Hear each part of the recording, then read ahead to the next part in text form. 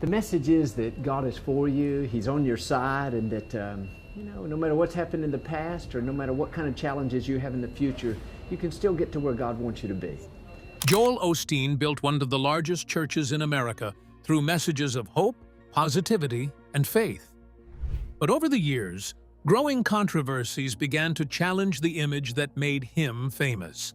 From financial criticism and disaster response backlash to a tragic shooting inside Lakewood Church, pressure around his ministry intensified. Behind the smiles and sold-out sermons lies a far more complicated story. One filled with public scrutiny, personal challenges, and questions that refuse to disappear. The pressure starts to build. For years, Joel Osteen appeared almost untouchable. Every week, millions watched him stand on stage with calm confidence, offering messages about hope, healing, and overcoming hardship. Lakewood Church grew into the largest megachurch in America, and Osteen became more than a pastor. He became a global symbol of positivity. But behind the packed arenas, best-selling books, and polished television appearances, tension had already begun building quietly in the background.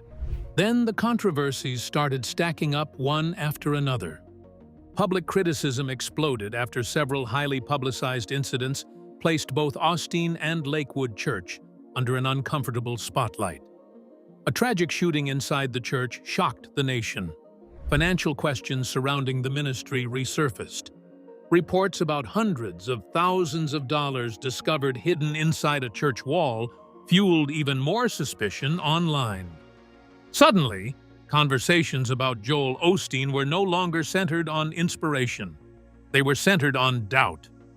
What made the backlash even more intense was the growing perception that Lakewood Church had become disconnected from ordinary people. Critics pointed toward the church's enormous wealth and massive influence while questioning whether enough was being done to help communities during moments of crisis. Social media amplified every accusation instantly. Videos spread rapidly. Headlines became harsher. Even longtime supporters struggled to defend the ministry against the wave of criticism building around it. At the center of everything stood Joel himself, still smiling through interviews and sermons while pressure mounted from every direction. To supporters, he remained a preacher trying to encourage people during difficult times. But to critics, that same optimism began to feel rehearsed, almost detached from reality. The controversy was no longer about a single moment or mistake. It had become something much larger, a growing narrative that questioned leadership, transparency, and trust inside one of the most powerful churches in America. And to understand how Joel Osteen reached this point, it's necessary to go back long before the fame, the sold-out services, and the national spotlight, back to the small church where the Osteen legacy first began. The unexpected rise of Joel Osteen. For most of his early adult life, Joel Osteen never imagined becoming the face of a megachurch. While his father, John Osteen, commanded crowds from the pulpit, Joel stayed comfortably behind the cameras, helping Lakewood Church expand through television broadcasts. He handled production, edited sermons, and worked on spreading the ministry across different countries. Public speaking was never his goal. In fact, for years, he actively avoided preaching altogether. But behind the scenes, pressure was quietly building. John Osteen reportedly encouraged Joel many times to step onto the stage and deliver a sermon of his own. Joel consistently refused. He doubted himself, feared public speaking, and believed his calling belonged in media rather than ministry leadership. Yet as Lakewood's reach expanded into millions of homes worldwide, the church itself was preparing for a transition nobody fully saw coming. Then came 1999. John Osteen's health suddenly worsened, forcing difficult conversations about the future of the ministry. After years of resistance, Joel finally agreed to preach his first official sermon. The moment carried enormous emotional weight. Standing before thousands of people inside Lakewood Church, Joel reportedly wore one of his father's jackets for comfort and support. Unknown to many in the audience, John was listening from a hospital bed while his son stepped into the spotlight for the very first time. Only days later, John Osteen passed away. The loss instantly changed Joel's life forever.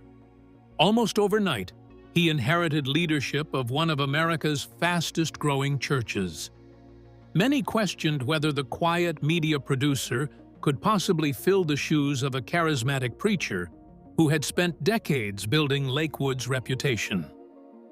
At first, Joel attempted to preach like his father, but eventually, he realized he needed his own voice. Instead of fiery sermons focused on judgment, Joel leaned heavily into encouragement, motivation, and positivity. His message centered on overcoming obstacles, believing in success, and staying hopeful during hardship.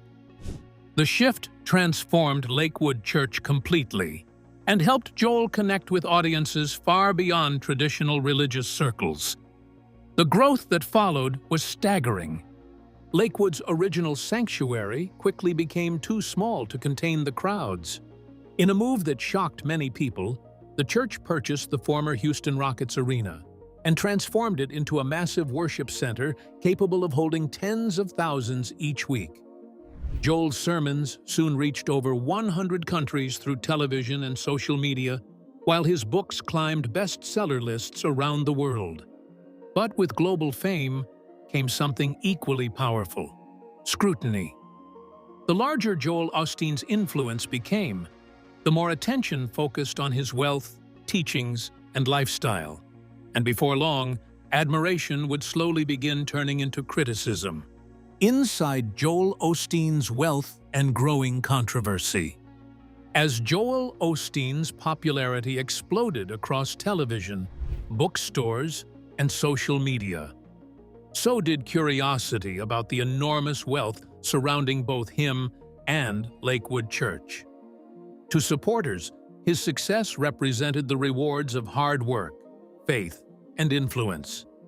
But to critics, it became something far more controversial. The question started growing louder year after year. In 2005, Joel announced that he would stop taking a salary from Lakewood Church and instead live entirely from book sales and speaking engagements. On paper, that decision sounded admirable to many followers, but it also intensified public fascination with just how much money the pastor was earning outside the church. His best-selling books generated millions of dollars, and speaking appearances brought additional income that helped build an empire far beyond Sunday sermons. Soon, Joel Osteen was no longer viewed simply as a pastor. He had become a celebrity. Reports estimating his net worth reached staggering figures, with some placing his fortune near $100 million. Public attention intensified further after he and his wife, Victoria, purchased a massive mansion in Houston's wealthy River Oaks neighborhood. The estate reportedly featured multiple fireplaces, elevators, guest accommodations, and sprawling grounds worth millions. Photos of the property spread rapidly online, fueling debates about whether such luxury aligned with the values of a religious leader. At the same time, criticism surrounding Lakewood Church's financial transparency became impossible to ignore. Because the church operated as a tax-exempt religious organization, it was not legally required to publicly release detailed financial records. That secrecy frustrated watchdog groups and critics who questioned how one of America's richest churches handled its enormous income. Investigations and reports from major outlets claimed only a small percentage of Lakewood's yearly revenue went directly toward charitable causes, creating a sharp contrast between the church's wealth and its public mission of helping people. Then came another controversy that pulled the Osteen family into headlines for completely different reasons. In 2005, Victoria Osteen became involved in a highly publicized incident aboard a Continental Airlines flight after an argument with a flight attendant escalated into chaos. Lawsuits followed, media coverage intensified, and the situation added even more scrutiny to the family's public image. Although Victoria later prevailed in civil court, the damage to public perception lingered. Meanwhile, theological criticism kept building from religious leaders who accused Joel of promoting a prosperity gospel focused too heavily on success, money, and personal achievement. Some argued his sermons lacked deeper discussions about suffering, sacrifice, and accountability. Others described his teachings as motivational speeches, wrapped inside religion.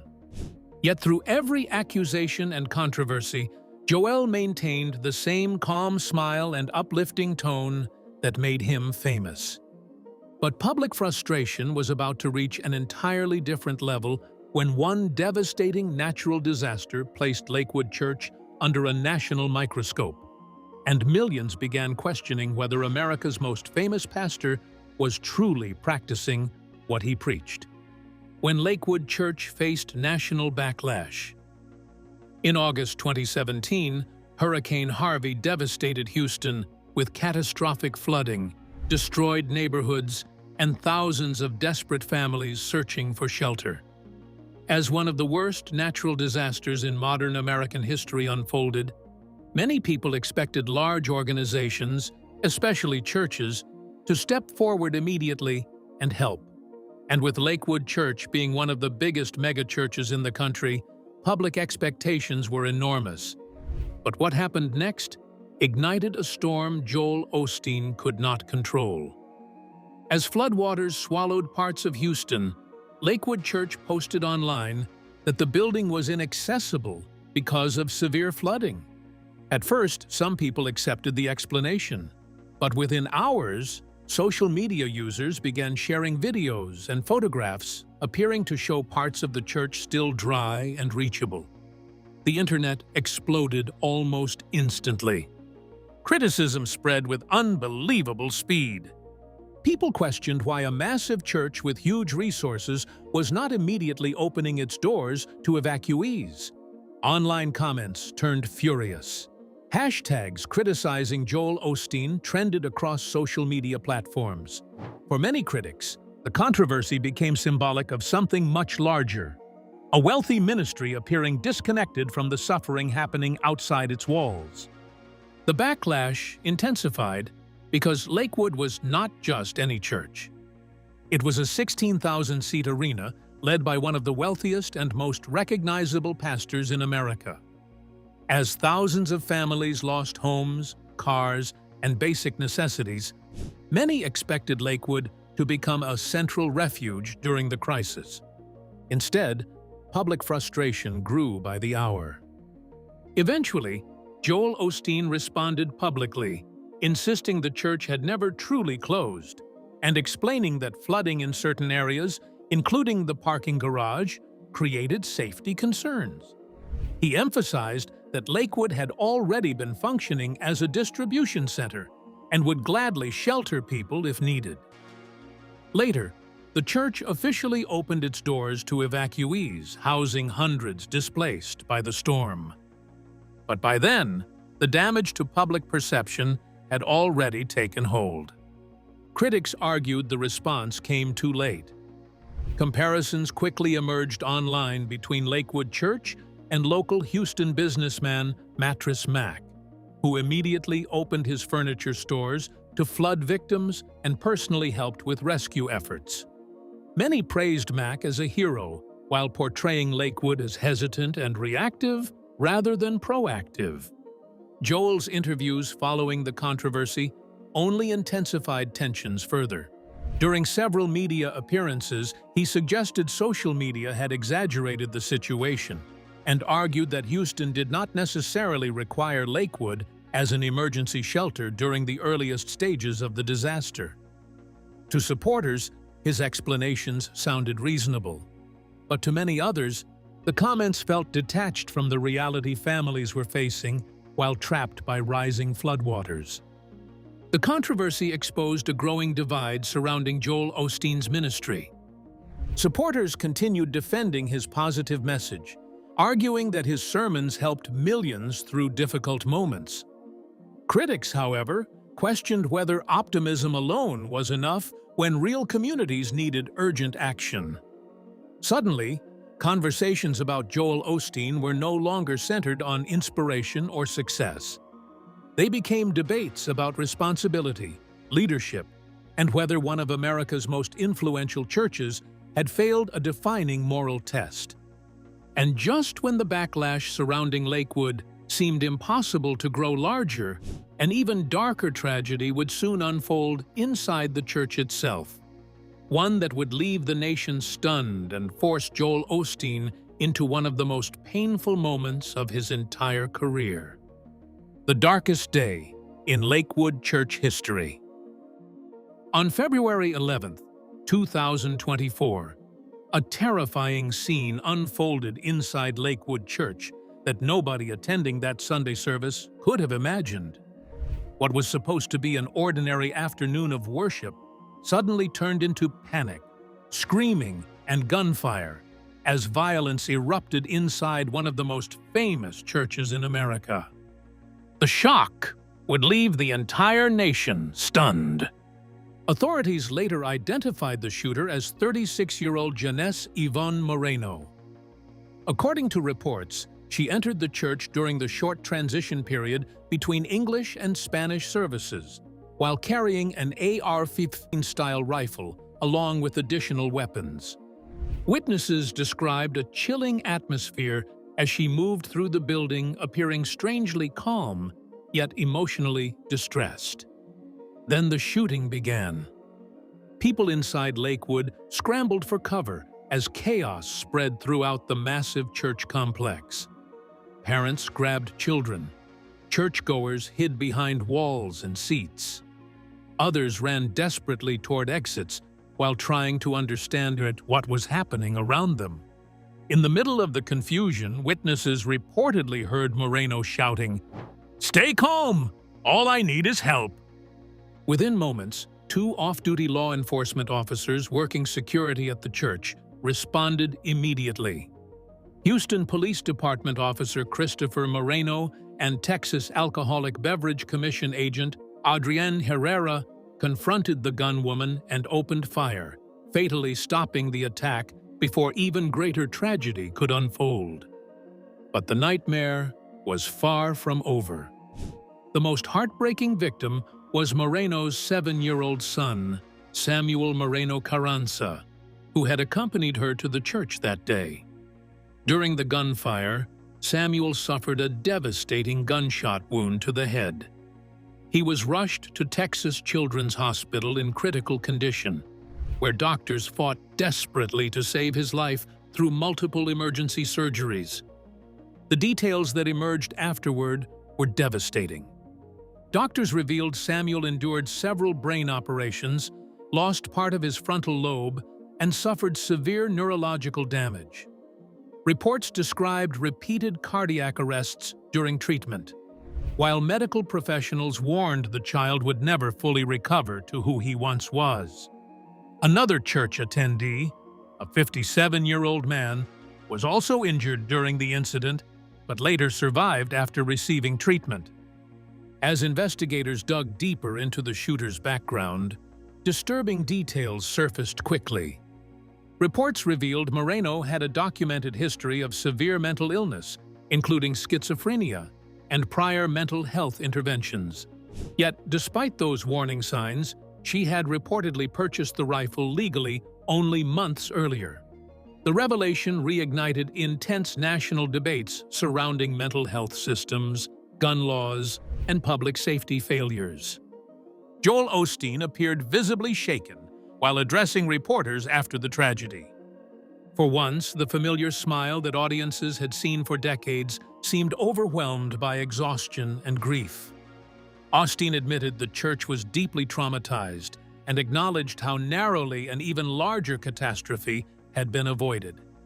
His statements reflected a painful reality. Even places built around worship and peace were no longer immune to violence. The shooting transformed conversations surrounding Lakewood Church almost overnight. For years, criticism centered on wealth, theology, and controversy. But now, attention shifted toward fear, vulnerability, and security inside religious spaces across America. Megachurches everywhere began re-evaluating emergency response plans, armed protection, and safety measures for congregations gathering every week. And as the nation watched Joel Osteen navigate yet another crisis under public scrutiny, many began asking an even bigger question. After years of controversies, backlash, and tragedy, what would Joel Osteen's legacy ultimately become? The day Lakewood Church was never the same. In the hours and days following the shooting inside Lakewood Church, the atmosphere shifted from shock to disbelief, then to difficult questions no one seemed fully prepared to answer.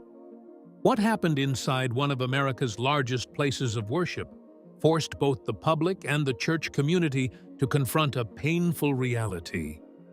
Violence had reached even the most sacred spaces. While emergency responders secured the scene and investigators began piecing together the timeline, the emotional impact was already spreading far beyond Houston. The most devastating element of the tragedy centered on 7-year-old Samuel Moreno Carranza, the shooter's own child. Despite the efforts of medical teams at Texas Children's Hospital, Samuel's condition remained critical. Multiple brain surgeries were performed in an attempt to reduce swelling and repair damage, but doctors warned the injuries were severe and life-altering. The prognosis was heartbreaking, with specialists stating that his recovery would never return him to his previous state. Another victim, a 57-year-old churchgoer, was also wounded but survived after receiving treatment. Though physically recovering, the emotional trauma of the incident lingered heavily among those who were present that day. As investigators continued examining the case, attention quickly turned toward Moreno's background. Reports confirmed she had a documented history of schizophrenia and had previously undergone mental health interventions. Despite these red flags, she was still able to legally purchase the firearm used in the attack only months before the shooting. That fact alone sparked national outrage and renewed debates about the intersection of mental illness, firearm access, and public safety laws. Inside Lakewood Church, the emotional toll was equally overwhelming. Joel Osteen, known worldwide for his calm and uplifting presence, appeared visibly shaken as he addressed the media. His usual composed tone carried a heavier weight, reflecting the gravity of what had just occurred. He expressed gratitude that the situation was not even more catastrophic, but also acknowledged the deep trauma left behind. For many viewers, it was one of the rare moments where Osteen's public image felt stripped of its usual optimism. Church members and volunteers began organizing counseling services, grief support, and recovery assistance almost immediately. The focus shifted from regular worship to healing and rebuilding trust within a shaken congregation. Security protocols were also placed under review, with discussions emerging about how large religious institutions could better protect their communities without losing their welcoming nature. Outside the church, public conversations intensified once again. Some people viewed the incident as an unavoidable consequence of broader societal issues, while others questioned whether enough preventative safeguards had been in place. The tragedy became part of a much larger national debate about safety in public gathering spaces, especially places of worship. For Joel Osteen, however, the shooting marked a turning point that went far beyond criticism or controversy. It was no longer just about reputation or theology. It was about leadership under crisis, responsibility in moments of fear, and the emotional weight of guiding a grieving community through unimaginable pain. And as the dust slowly settled over Lakewood Church, one question remained hanging in the air. How does a leader rebuild faith in a place where even hope itself was shaken. Thank you for watching. If you enjoyed this video, please like, subscribe, and turn on notifications for more deep dives into real stories behind powerful figures and shocking events.